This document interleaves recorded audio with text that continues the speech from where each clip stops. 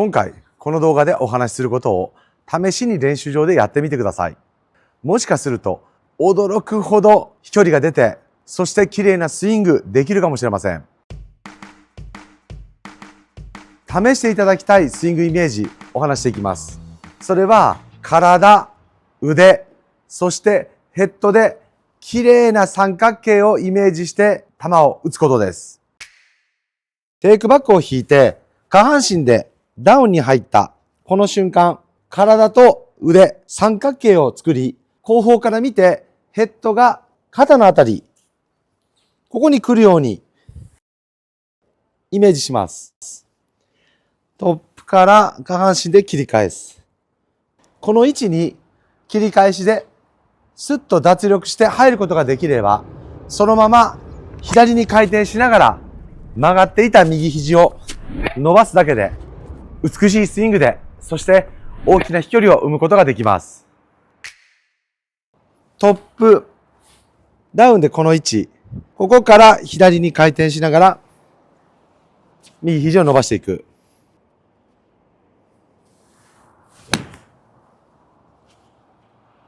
ダウンスイングでこのイメージをたった一つ持つだけで驚くほどうまく球が打てるようになるかもしれません。それでは具体的にトライアングルダウンの説明をしていきます。まずアドレスで腕を垂らした位置。これが肩の真下に手がある状態です。この位置に腕を下ろさないというところに大きなメリットがあります。この位置はまだ右肘が伸びていません。右肘が伸びて、右手のひらが下を向くと、肩の真下に手が入ります。右肘が曲がり、そして右手のひらが若干空を向き、ヘッドの場所を肩の位置、右肩の近くに持ってきます。このまま右肘を伸ばしながら、左回転していくと、球が打ててしまいます。このトライアングルダウンのメリットは、球を投げるときに、先に体が動いて、最後に肘、体、肘と使うように、体、肘、大きな筋肉から順番に使うことができるので、ヘッドスピードを上げることができます。そして二つ目のメリットは、グリップの位置が体から離れて手のひらが空を向いているので、ヘッドが体の後ろにあります。ここで右肘を伸ばして肩の下にグリップを入れると、フェースが被ってきます。このまま打つと引っかかってしまうので、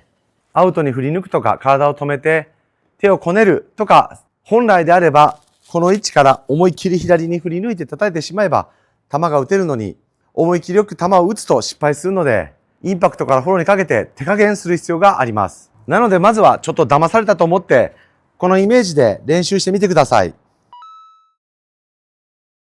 注意点として、アドレスの時点でクラブをかぶせて少しフックグリップでチャレンジしてみてください。テイクバック、そして左の股関節でダウン。この時に左腕と体のこの角度、さらにヘッドが右肩の近く、この位置をトップからスッと持ってこれるように、うまく脱力して反復してみてください。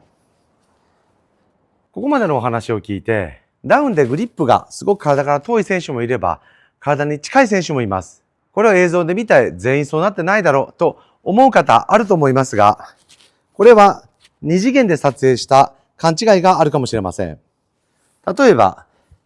この位置。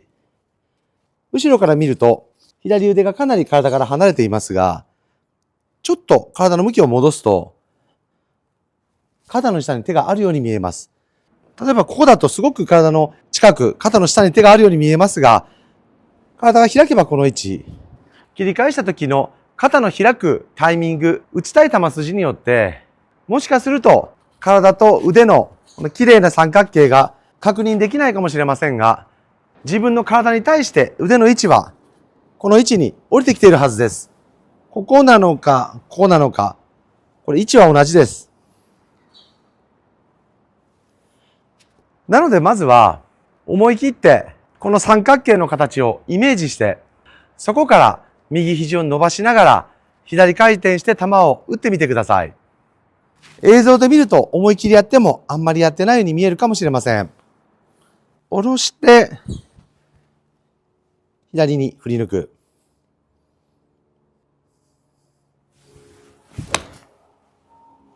これまでダウンスイングで肩の下にグリップを持ち込んでた人、フェースを下に向けて右手のひらを下に向けようと思ってた人、こういった方にとっても大きな良い効果があると思います。今話していることが間違いないという証拠として、近年のトッププロのアドレスとフィニッシュが昔とは変わってきています。アドレスで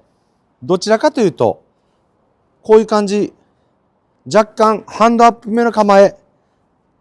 グリップと手の位置が遠い、この位置になっている選手多いと思います。それはなぜかというと、昔はしっかりクラブを起こして、この角度をキープして構えたところで当てる。そして左の壁を意識して手を返す。こういうスイングを行う場合には、アドレスの時点で肩の真下に手を入れて打つ必要がありました。しかし物理的に効率のいいスイングというのは、ダウンでクラブが倒れていて、このまま左に振り抜いて、フィニッシュでクラブが起き上がって終わるというスイングに変わってきているので、アドレスの時点で手の位置が若干遠くなってきている、こういった傾向があります。さらにもう一点、フィニッシュでクラブフェースが後ろに向いている選手がほとんどだと思います。特にアイアンとかを確認していただくと、ここから振ってきて、フィニッシュでフェース面が後ろを向く。こういうフィニッシュではなく、パンと、こう割る。フィニッシュで両肘が伸びて、そしてフェース面が後方に向く。このスイングで7番アイアンで200ヤード、210ヤードと平気で打ってきてます。これも道具やボールの進化に合わせてスイング理論も新しくなってきて、今回僕がお話しているこのダウンスイングの形、振ってくるとフェース面が後ろ向き、さらにグリップよりもヘッドの方が自分に近い、この形になっていること自体が今回僕がお話しているトライアングルダウンの形、これを実践している証拠だと言えます。そして最初にお話したフェースをかぶせてこれをやってみてくださいという話ですが、ダウンスイングで肩の真下にグリップを引き下ろしてた方はフェースが前から被ってきているので、これで長年練習してある程度まっすぐ飛んでいるということは、このダウンスイングを行うとフェースが40度から50度開く可能性があります。これをどうやって閉じるのかというのは体の開き方やフォローの出し方、これもありますが、アドレスの時点で強いフックグリップに持つ、これが練習する上でも、そして最終的にも効率的で効果的なスイング、体験することができる方法になっています。昔から被せたクラブで右へ球を打ち出す練習をしてください。ヘッドが振り遅れて体を開いてくださいという話をしています。しかし、多くの方が構えた時にフェースはまっすぐでなければいけない。フェースをスクエアに構えてボールがまっすぐ飛んでいないということはスイングが悪いんじゃないかと思われて、被せて持って体を開けばハンドファーストなスイングが身についてくるのに、まっすぐ持って球が捕まらないから、結局フェースを閉じながら体を止めてボールの右側で手を返す。この練習をどうしても続けてしまっているように見えます。これはトップやインパクトで左手をギュッと小屈ができる方はスクエアに持ってもいいです。しかし、これ怪我のリスクもあります。ジュニアの頃からスクエアに持って球を捕まえるこの動きが自然にできているのであればありですが、ある程度大人になってこの動きをやるよりも最初から被せて持つ。アドレスの時点でフェースがとんでもないところに向いていますが、ここからこのダウン。フェースがこれでも開いている感じがしてきます。このまま右肘を伸ばしながら振り抜いていく。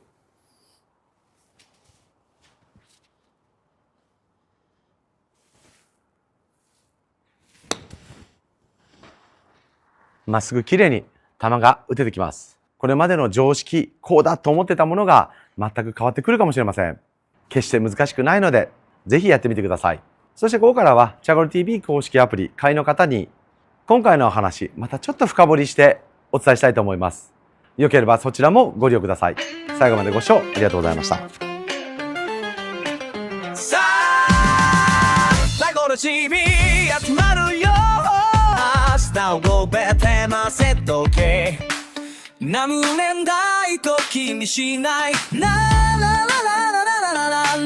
なと外が軽いぞ。そうさ、この子は人生出すこまい。何それラララ。奇跡の一名はまだ来ない。さあ、さあ、最後の TV 始まるよ。届け棒した、飛びした速乾。ララララララララララ。トイザンダルで処置しない。そうさ、僕は人生出すこまんやつえラララ。奇跡を生きたらまだ来ない。サントル TV 始まるな。サクセスのしびれのせい。どうは今深場。いやの手はたくけど。そうさ、僕は人生だ。スポー夏でだまだ。先の道だまだ来ない。タイミングがシャボレ TV 始まるよ。